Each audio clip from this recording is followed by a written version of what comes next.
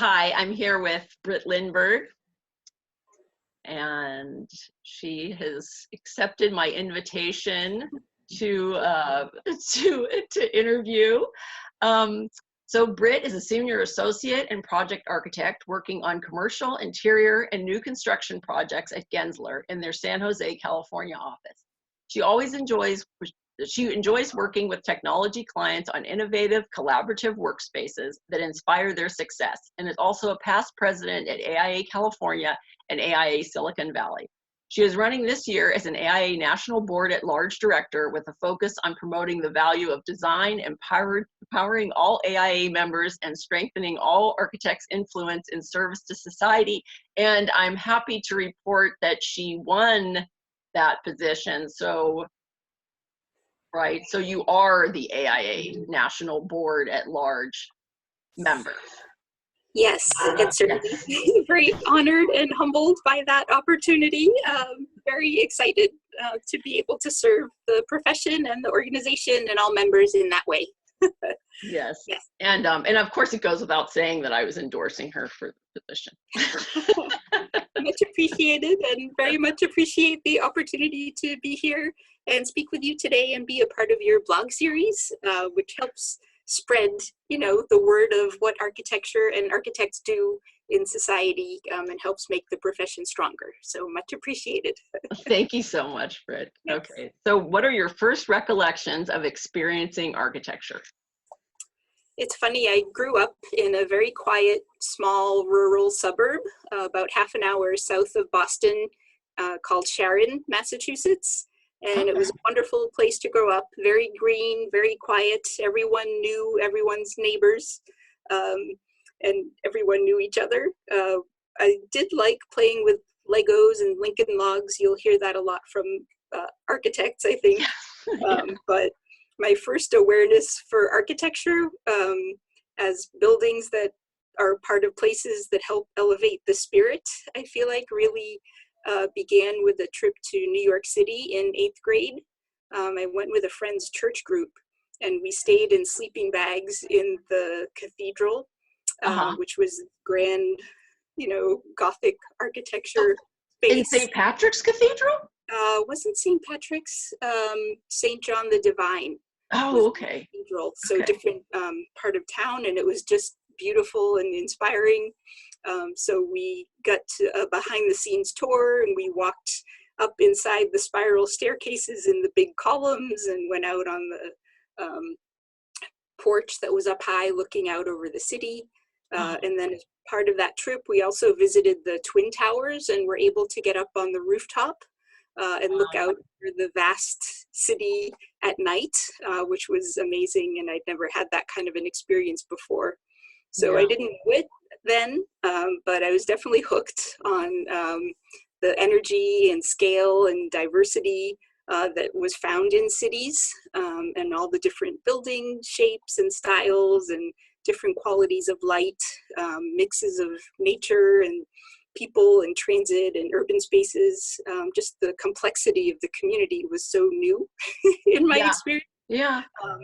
But I feel like at that time I didn't know it, but it was just so inspiring to think about.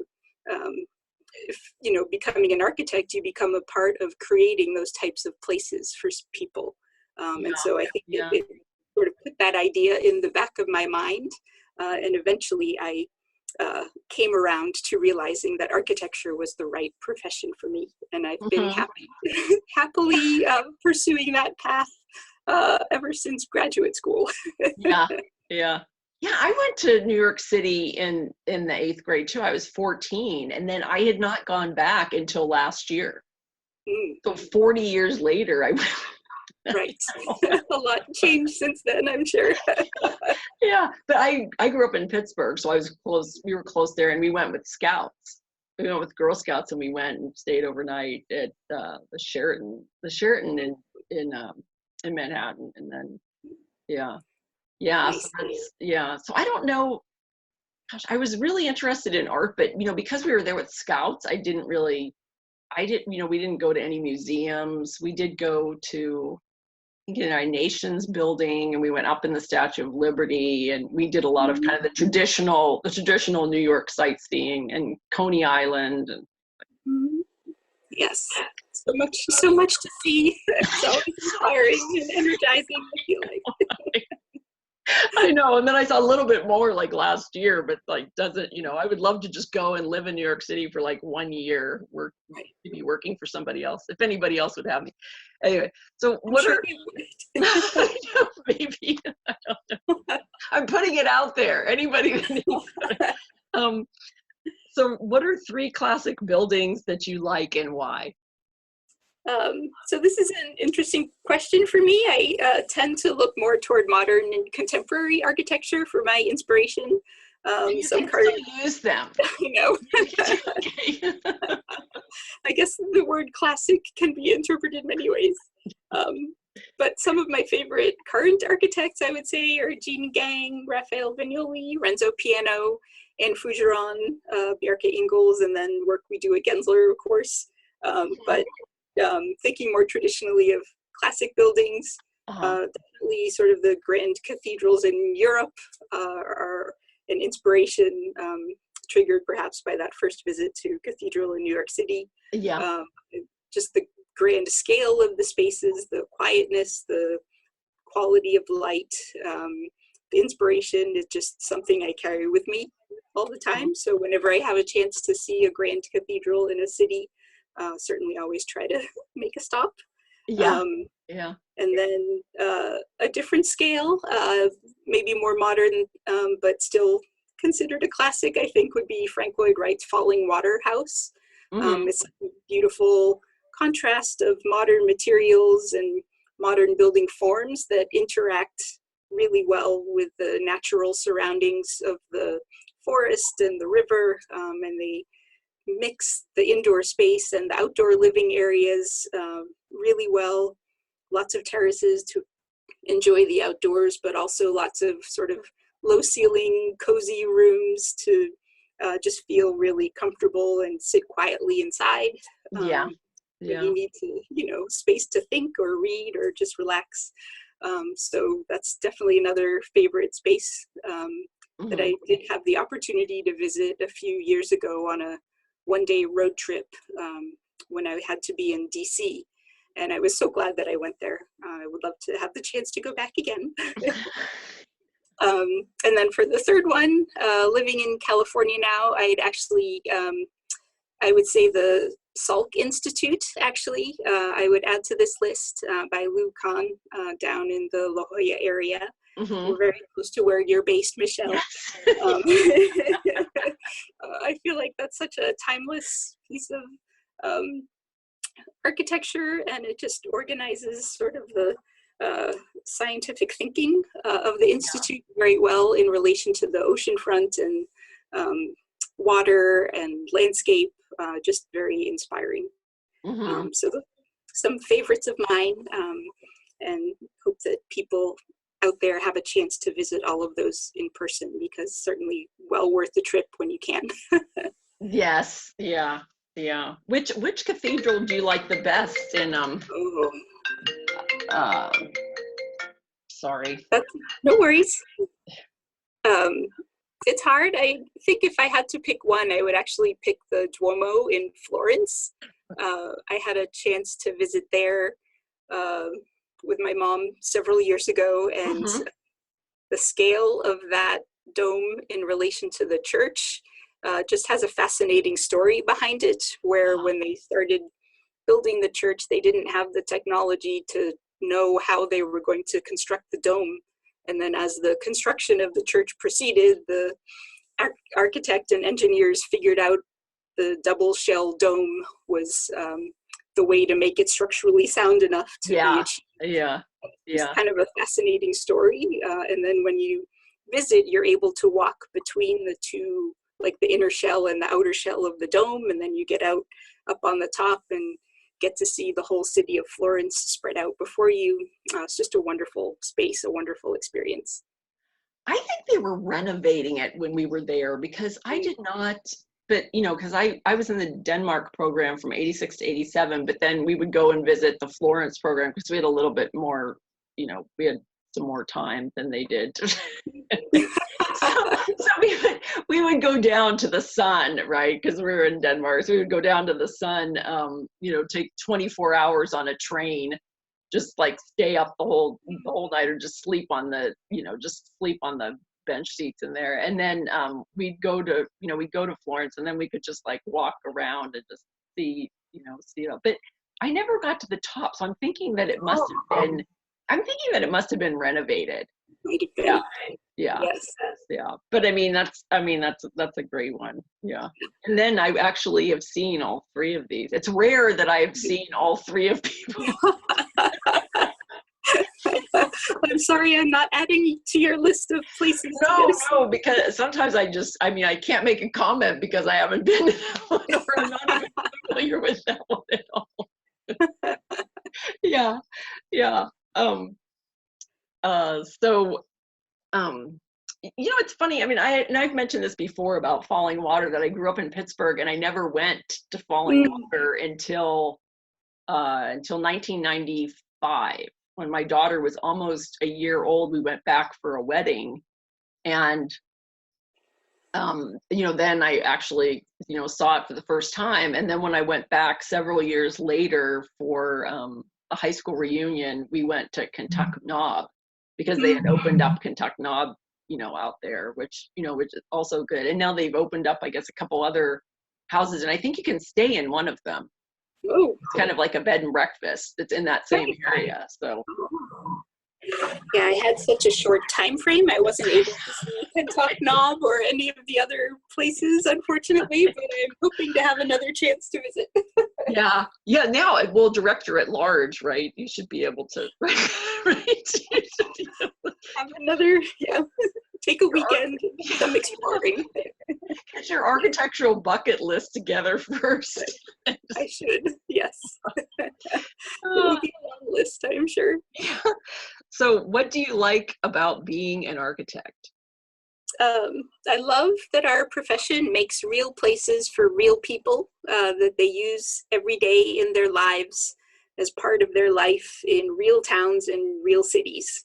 Yeah. I love that we get to talk to different clients and help them discover what they need in a project, and maybe help them go beyond what they know that they need in terms of how a place can help them work better than they thought they could, or live better than they thought they could. And in addition to sort of helping clients improve their lives and all the things they do, we as architects also consider the community's needs as well. And so sort of, spaces for the public to gather, the, use of resources in smart ways that sort of efficiently preserve or aim to not have too much impact on the planet's reserves, which we know are dwindling every day. So, and then sort of connection to public street life, public transit, connection to the public realm is something that we consider for every project as well. And so as an architect, it can be challenging with very tight timelines often, lengthy approval processes through city jurisdictions, complex building systems that we get to incorporate to help make sure the buildings are healthy and safe in terms of exiting in fire or disasters, or and we bring in healthy air and have healthy electrical systems and all these things. I mean, architecture is very complex, is really what another aspect that I appreciate about it.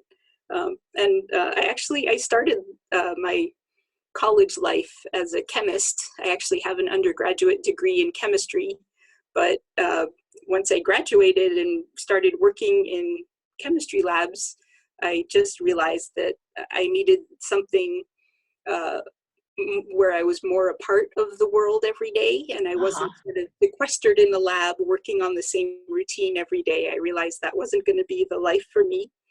And so I went into my past, and I remembered really loving an architectural history class that I had taken as an undergrad at Cornell. And Mm-hmm. I started Oh, so you're thinking under, about, yes, it was at Cornell. Okay. it was Yeah. at Cornell. Yeah. And so I started thinking about how architecture is really a mixture of art and science, Mm-hmm. with the, the real world structural issues and system things that we need to make sure they work in a building, and the building codes that we need to comply with. But then there's the creativity and the problem solving on the design side, Uh-huh. sort of bring those two sides of the brain together into a real place for real people. And so I just love that balance of creativity and science and talking to real people, making a real difference in their lives. And it's challenging, but it's also extremely rewarding. So Yes. I Yes. love what we do, and Yeah. definitely Yeah. inspire others to follow the same path if their heart feels that that's the right path for them. Yeah. And I think that there's so much, I mean, it's interesting seeing it, when people do have an undergraduate degree from in another discipline, what was that undergraduate degree and what the transition was from that undergraduate degree to master's, like, from, but, I mean, yours is like the sciences to, and I know some people it's like psychology to architecture, and then bringing some of those same talents that they knew in that, that previous degree into how they're negotiating architecture Right. or navigating. Yeah. Right. And that's another wonderful thing is the profession of architecture is very broad, very diverse.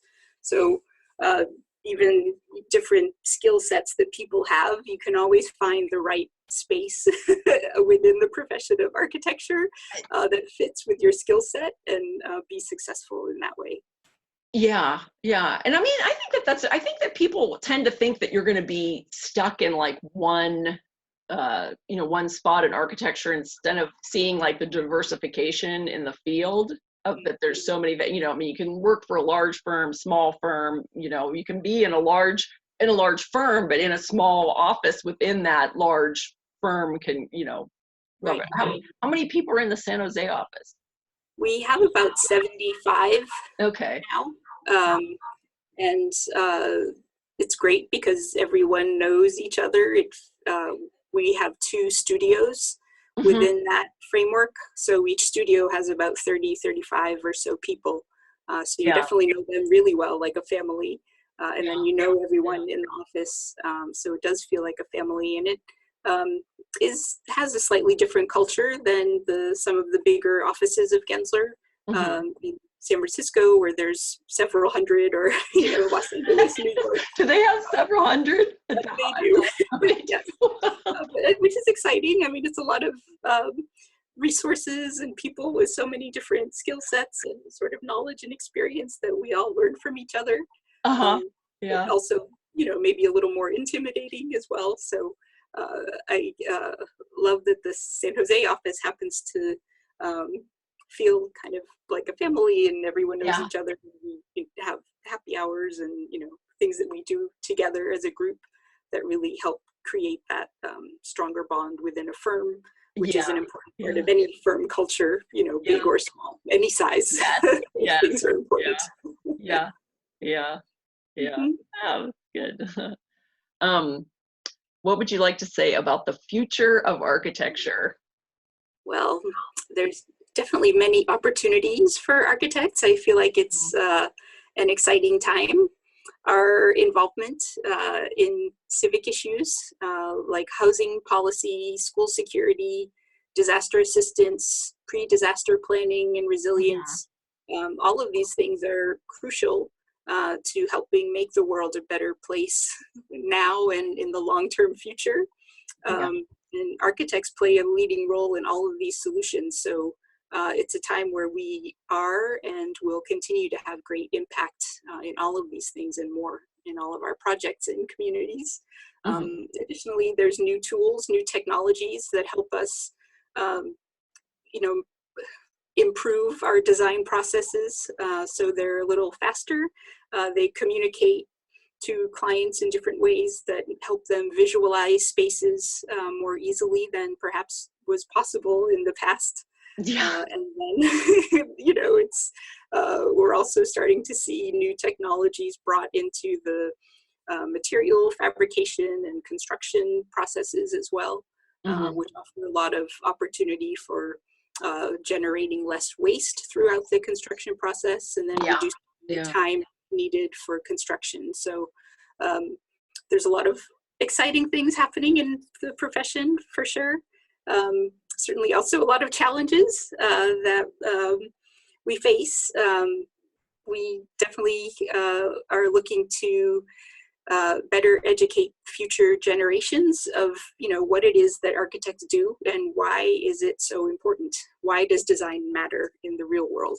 Because I truly believe that it does, and we increasingly have the data that proves that it does, but we need the public to understand that, and I think the best way to spread that message is to have it become a part of school curriculums very early in everyone's education training. So that's you know, one goal that sort of architects and AI. Well, I know that I know with California, the arts education, they do have to know architects, and the architect that they do need to know is Julia Morgan. Yes. That is the one, you know, so it's in the standards, right, in the curriculum standards, they have to know about architecture, and then the main architect that they're supposed to know is Julia Morgan, and then a couple other people, but one is a playground designer who I've never heard of, but because I was helping a second grade teacher that I'm friends with as far as some curriculum, and actually the Smithsonian has a good curriculum on Julia Morgan and in architecture, so that's available for people to use in their, you know, in the classroom. Right. Yeah. It's so important. No, it is. It's funny because, you know, I'll meet some, I was a Girl Scout leader and for my daughter's class, but then I also was the art docent for many years. And you know, I'll see these kids, you know, somewhere else or whatever, and they'll be able to bring up something that I brought up with them about art or architecture. And I mean, it's kind of neat. We have them do these trash cities, which is like part of the city building program that they used to do at the Corinne Seed's school. It's Doreen Nelson, who is Frank Gehry's sister, actually.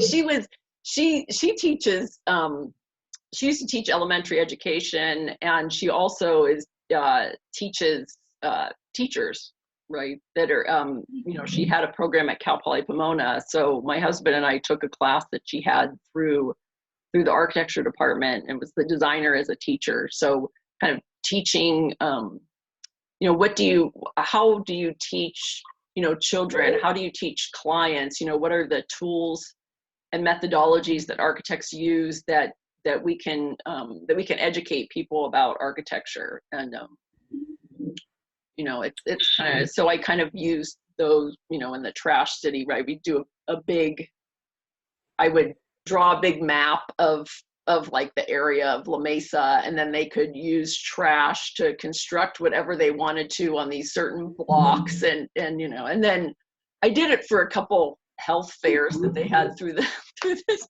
Arts Alliance group that I'm with. But you know, my youngest was like, when we had to roll it up and throw it away at the end, he was just devastated. But I just said, just take your building off of there. You can have your building, and then keep your part. Yeah, we're not going to have like all of this trash in our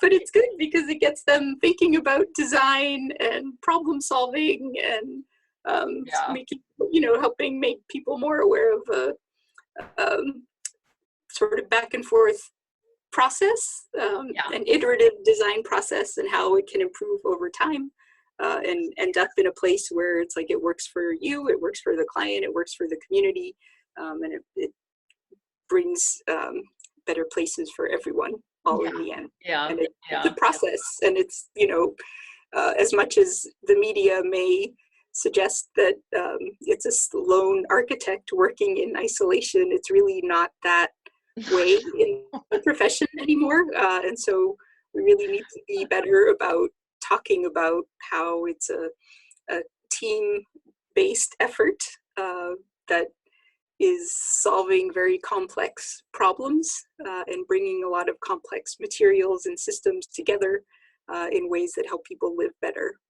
Yes. And so, yeah. And even being a sole proprietor, I mean, I'm a sole proprietor, but it's not like I'm only designing things for myself. You know, I have the client, we have the consultants, you know, so we're working with the structural engineer and, you know, the Title 24 person and, you know, the building department with their codes and any other, you know, any of the other consultants that people want to bring in or, you know, right. So it's like even for a single family house or multifamily or any type of small commercial, you know, you're having all of these different fields and consultants and different people that you have to involve in the process. So yeah, it's not a standalone process. Yeah, it is not. But it's that, you know, collaboration and partnership along the way that also helps make project better because it brings in diverse viewpoints, and we all know that diverse teams make places better as well. So yes, definitely. Yeah, equity by design. Yes, it's true. Not just within ourselves, but also for the entire project team and community as a whole. Yeah, exactly. Yeah. Well, thank you so much, Britt, for joining me. And I know we can just take that one piece that you said about architecture. We could put everything, you know, we'll just try to put all of that and we could give it to everybody as far as like, what do architects do? Because you pretty much encapsulated like everything that we do in that one paragraph. That was great. That was great. Happy to be a part of this conversation and definitely appreciate the opportunity to participate in the blog. So okay, and we look forward to seeing you around, right? Somewhere in your, if you get down to San Diego. I'm sure I will. Okay, yes. we'll go to the Sulk. I always go to the Sulk. I sneak in through the back way. Okay. Yes, I haven't been inside yet, so I'd love to get the the local tour. At some point. You can't go inside. Yeah, I mean, you can get in. Yes, get in that. Yeah. They won't let you into any of the lab. I took the tour about 1.5 years ago, and I thought that they were going to actually let it, but you can't peek in through the window and see them working in there. But yeah, they don't let you in. Yeah, they don't let you into the actual space because of all the top secret stuff, and they don't want our germs in there either, I'm sure. I'm sure. Has to be a functional space. Yes. See that. Okay. Well, thank you very much. Yeah, thank you, Michelle. This was fun. I appreciate it. Thanks. Thank you. Thanks.